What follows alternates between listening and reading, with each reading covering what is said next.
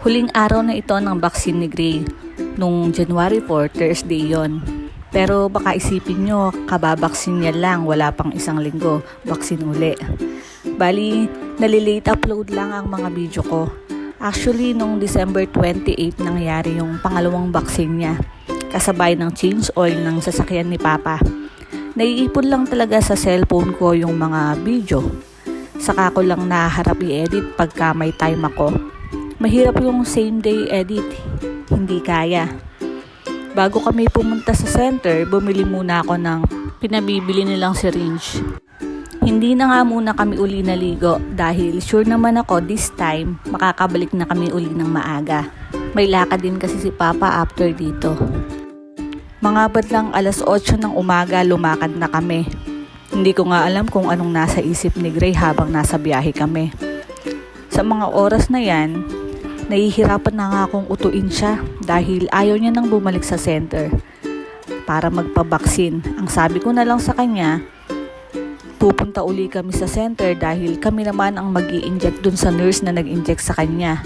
Kaya dala-dala ko yung laruan niyang syringe.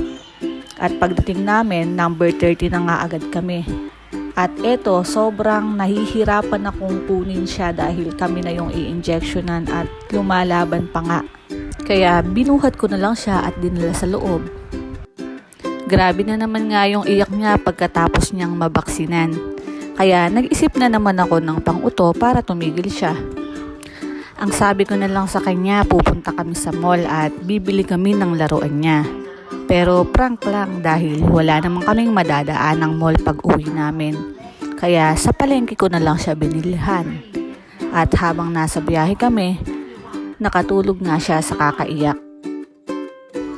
Habang papauwi nga kami ni Papa, pumasok sa isip ko yung mga nakikita kong nagtitinda dyan sa gilid ng kalsada at natanong ko sa sarili ko, nakakaubos kaya sila?